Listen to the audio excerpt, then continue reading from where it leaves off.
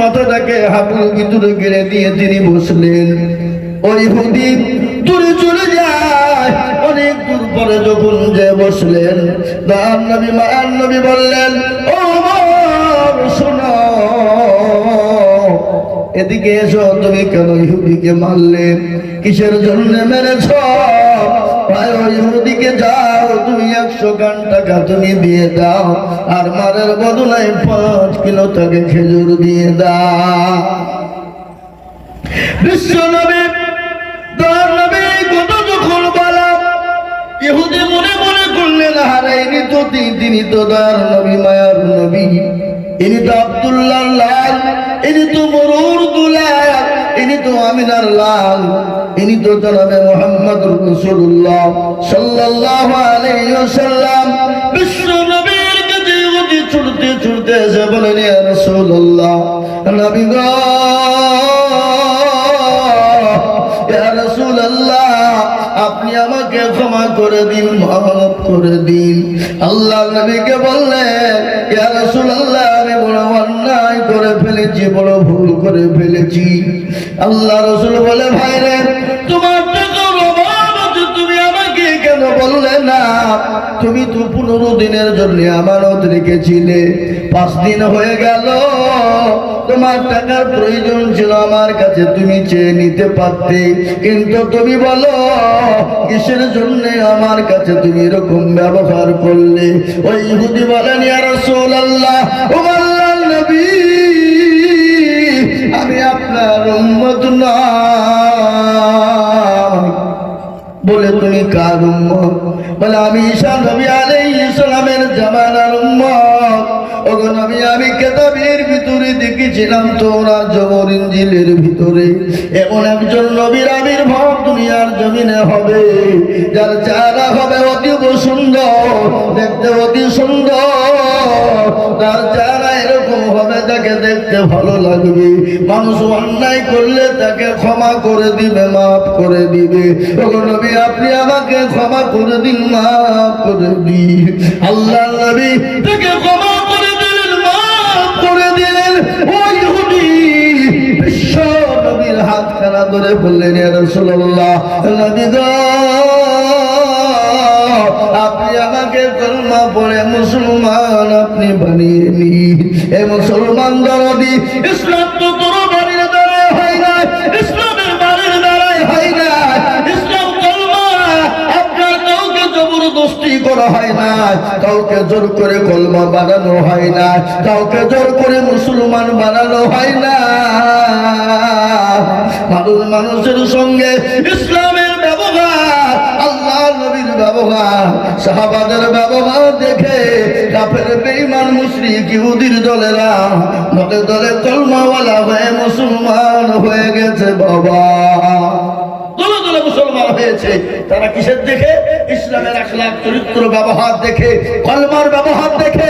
আজকে বলে মেয়েদেরকে ধর্ষণ করলে, রেপ করলে কুরআন বলেছে কোনো ক্ষতি নেই, কিন্তু একটা কথা শুনেলেন, গোটা ভারতবর্ষের দিকে লক্ষ্য করে দেখুন, আজ পর্যন্ত কোন মুসলমান ধর্ষণ করে মেরে ফেলেছে? আজকে কোন মুসলমান রেপ করে তাকে হত্যা করে দিয়েছে? আর তারা যারা বলে তারাই তো, তারা ধর্ষণ করে মেরে দিয়ে, রেপ করে মেরে দিয়ে, আজকে তাদেরকে জেল থেকে বের হলে তাদেরকে ফুলের তোড়া দিয়ে বের করানো হয়। হয় না? হয় না? যেমন হয় না? হয় না? এটা ভারতবর্ষের ইতিহাস। আজকে ভারতবর্ষে এই যে উত্তরপ্রদেশ যোগী রাজ্যে, যেখানে জঙ্গল রাজ চলছে, যোগী আদিত্যনাথ নারায়ণ ডাকলু বাবু অর্থ জীবন ও চুল গজবে গজাবে বলে মনে হয় না। তার দেশে জঙ্গল রাজ চলছে কিরকম? আদিবাসী, দলিত, তাদের কাছে দাম নেই, তাদের মেয়েদের সঙ্গে জবরদস্তি করে ধর্ষণ করে হত্যা করে দিচ্ছে, হত্যা করে দিচ্ছে। ভারতবর্ষের জমিনে কোনো আইন নেই, আপনার ধর্ষণের কোনো বিচার নেই, তার বেলায় নেই। আর ইসলামকে নিয়ে উল্টো পাল্টা কথা। নেতা তো আমাদেরও ছিল, নেতা ছিল না কেন? নেতারা তো মুসলমান, নেতারা তো অন্যায় করেনি, তারা তো কোনোদিন ধর্ষণ করেনি, তারা তো কোনোদিন ব্যভিচার করেনি, তারা তো মানুষের অন্যায় করে জমি জায়গা লুট করেনি, তারা তো মসজিদ মাদ্রাসা ভেঙে দেয়নি, তারা তো মন্দির গির্জাকে ভাঙেনি, তারা তো গুরুদুয়ারকে ভাঙেনি। কেন? এরা হলো ইসলামের আদর্শে আদর্শিত, এরা হলো নবীর আদর্শে আদর্শিত। আর নবীর আদর্শে আদর্শিত যারা হয় তারা কোনোদিন চুরি করতে পারে, তারা কোনোদিন মানুষকে হত্যা করতে পারে, তারা কোনোদিন ব্যভিচার রেপ করতে পারে, তারা কোনোদিন কোনো ধর্মকে আঘাত করতে পারে, তারা কোনোদিন কোনো ধর্মের গির্জা মন্দিরকে ভেঙে দিতে পারে? কখনোই পারে না। আজকে শুনে নাও, তুমি ইসলামকে নিয়ে কুরুচিকর মন্তব্য করেছো, আল্লাহ মানুষকে ছাড় দেয় কিন্তু ছেড়ে দেয় না। বলবর সিং পরে মাদ্রাসা এসেছিল, বাবরি মসজিদকে সর্বপ্রথম ওই কুড়াল দিয়ে কুপিয়েছিল। সেই বলবর সিং আল্লাহ তাকে হেদায়েত করে ভারতবর্ষের জমিনে তিনি 100টা মসজিদ তৈরি করেছেন এবং তিনি কলমাওয়ালা হয়ে মুসলমান হয়েছেন। মৃত্যুর সময় কলমা পড়তে পড়তে মারা গেছেন। আমি আপনাদেরকে বলবো, যারা ইসলামের বিরোধিতা করবে, কোরআনের বিরোধিতা করবে, মুসলমানদের বিরোধিতা করবে, আল্লাহ মানুষকে ছাড় দিবে কিন্তু ছেড়ে দিবে না। ভাই সে কলমাওয়ালা হয়ে একদিন মুসলমান হবে,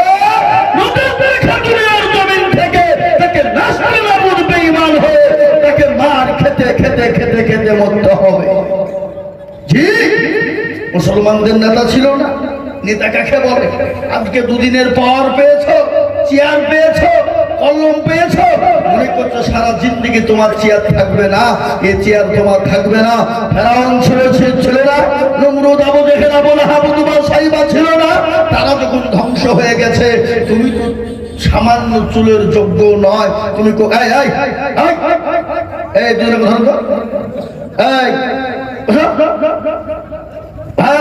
মুসলমান তাদেরকে বলবো, শোনো আমার, তোমরা সেই চুলের যোগ্য নয়। নেতা কাকে বলে শুনে নাও। আল্লাহর নবীর আদর্শ আদর্শিত হযরত ওমর রাদিয়াল্লাহু তাআলা আনহু, তিনি যখন গভর্নর ছিলেন, অর্থ পৃথিবীর খলিফা। কিসের খলিফা?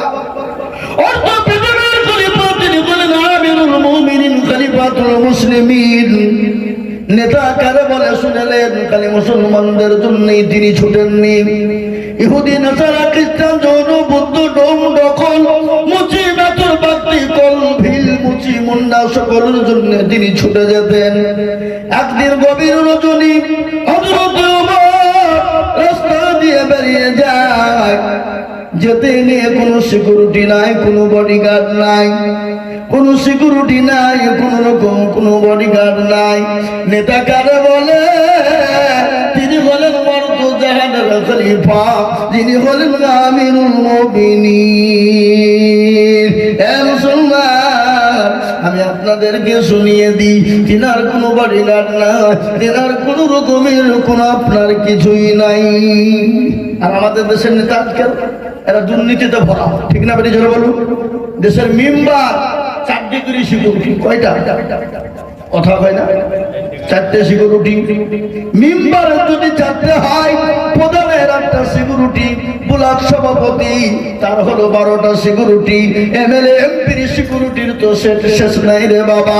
কেন? জনগণ জানে এই ব্যাটা হলো দুর্নীতিবাজ, লোকের ঘর মেরে খেয়েছে, লোকের পায়খানার টাকা মেরে খেয়েছে, গরিবের টাকা ঘোড়াকে লুটপাট করে খেয়েছে। এই জন্য সিকিউরিটির প্রয়োজন হয়, বুঝলেন না? আজকে প্রত্যেকের নেতা দেখেন পাতি নেতা। পাতি নেতা কাকে বলে? দেখেন নেতার পিছনে যে তেল দিয়ে বানায় তাকে পাতি নেতা বলে। ওর কাজ কি? গ্রামে এসে বলে ওকে থানায় ভরিয়ে দেবো, ওকে জেলে ভরিয়ে দেবো। থানার জেলার বাপের ঘর। কি বুঝতে পারলেন না? বললেন না? বলেন। এ বাবা, নেতা কাকে বলে? আমিরুল মুমিনিন, খলিফাতুল মুসলিমিন। অর্ধ পৃথিবীর খলিফা, কোনো সিকিউরিটি নেই, কোনো বডিগার্ড নেই। গভীর রজনীতে তিনি রাস্তায় বেরিয়ে চলে গেলেন, দেখতে চাই তার প্রজারা কি অবস্থায় আছে। ইতিমধ্যে একজন মানুষ রাস্তার উপরে বসে কান্না করে। হযরত ওমর গেলেন, এক পা করে আগিয়ে গেলেন। যাওয়ার পরে বললেন, ভাই গভীর রজনীতে তুমি একা এখানে বসে কি করো বলবা? হযরত ওমর বললেন, আর হৃদি সঙ্গে সঙ্গে গরম করে উঠলেন। যত গরম করে যায় হযরত ওমর তত কিন্তু নরম হয়ে যায়। ইহুদি মনে মনে করলেন, হায় রে, ইনি তো চোর বা ডাকাত নয়, একে যত জোরে কথা বলি তত নরম হয়ে যায়, যত জোরে কথা বলি তত নরম হয়ে যায়, ইনি চোর বা ডাকাত হতে পারে না। এ মুসলমান নেতা কারে বলে? কিছুক্ষণ পরে ইহুদি হযরত ওমরকে কিন্তু চিনে না, ইনি তো আমিরুল মুমিনিন খলিফাতুল মুসলিমিন, তিনি চিনেন না। কিছুক্ষণ পরে ডাক দিয়ে বললেন, পথিক কে তুমি? জানি না, আমি হলাম জাতিতে ইহুদি, আমি মদিনার বাইরের লোক, আমি বড় গরিব মানুষ, বড় অসহায় মানুষ, আমার বাড়িতে আজকে 3 দিন যাবত কোনো খাবার হয় না, সংসার চলে না। আমি শুনলাম মুসলমানদের নেতা মদিনা, যিনি গভর্নর, যিনি অর্থ পৃথিবীর খলিফা, যিনি অর্থ জাহানের মালিক, ওমর নাকি বড় দয়ার মানুষ, বড় মায়ার মানুষ। আমি তার কাছে যাচ্ছিলাম, আমার সঙ্গে ছিল আমার অর্ধাঙ্গিনী, আমার সহধর্মিনী, আমার বিবি, তার পেটে ছিল বাচ্চা। হঠাৎ করে প্রসব বেদনা উঠে যায়, আমি আমার বিবিকে ওই তম্বুর ভিতরে বসিয়ে রেখেছি। পথিক, আমি রাস্তার মধ্যে দাঁড়িয়ে বলি, আমার গড, আমার প্রভু, আমি এত রাত্রি কোথায় যাব, কার কাছে যাব? হযরত ওমরের কানে পৌঁছে গেল, সঙ্গে সঙ্গে তিনি কিছুই না বলে ছুটতে ছুটতে বাড়িতে চলে গেলেন। বাড়িতে গিয়ে বিবিকে সালাম দিয়ে বললেন, আসসালামু আলাইকা বিবি, ও আব্দুল্লাহর মা, কেমন আছো? দরজা খোলো, দরজা খোলো।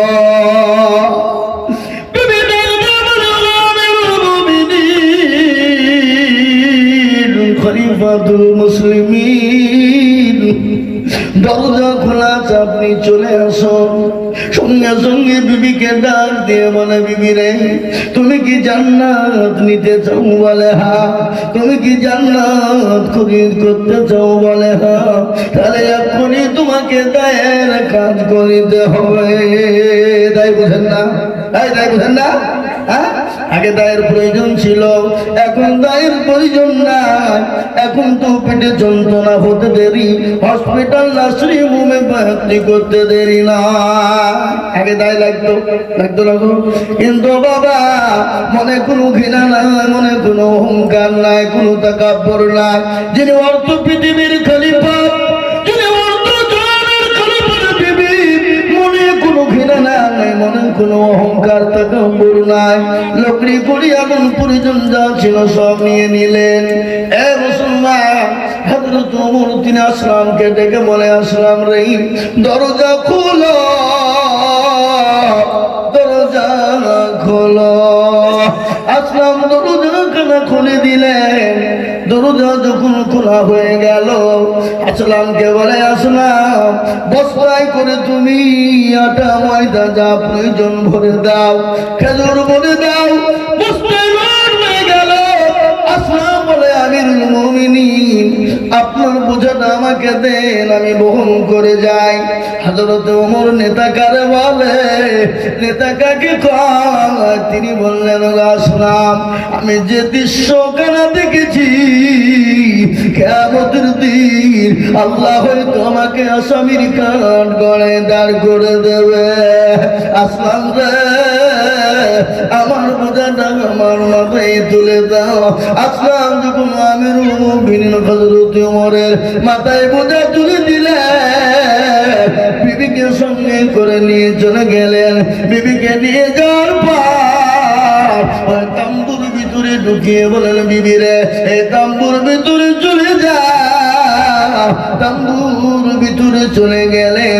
হযরত ওমর পাথর দিয়ে আঘাত করে চুলো জ্বলে না, যত ফু দেয় তত ধোঁয়া হয়ে যায়। কিছুক্ষণ পর বিবি ডাক দিয়ে বলে, ও আমিরুল মুমিনিন, আপনার বন্ধুকে বলে দিন আল্লাহ তাকে পুত্র সন্তান দান করেছে। এই কথা যখন বলা, বুঝতে পারলেন, আরে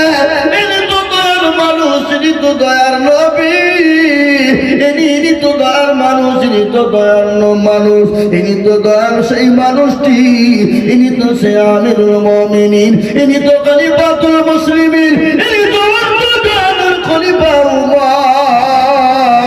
দৌড়তে দৌড়তে গিয়ে হযরত ওমরের হাত কানা ধরে বললেন, ও আমিরুল মুমিনিন, আপনি আমাকে ক্ষমা করে দিন, মাফ করে দিন। আমি আপনাকে না জেনে না বুঝে কথা বলেছি। আমি মদিনার লোক না, আমি হলাম মদিনার বাইরের লোক। হযরত ওমর, নেতার কি গুণ রে বাবা, নেতার কত মূল্য, নেতা কাকে বলে রে বাবা। হযরত ওমর ওই ইহুদির হাত খাড়া ধরলেন, ধরার পরে বললেন, মা ইহুদি গো, আমাকে তুমি ক্ষমা করে দিও, মাফ করে দিও। কিয়ামতের দিন আমি ওমরকে আসামির কাঠ গড়ায় দাঁড় করিও না।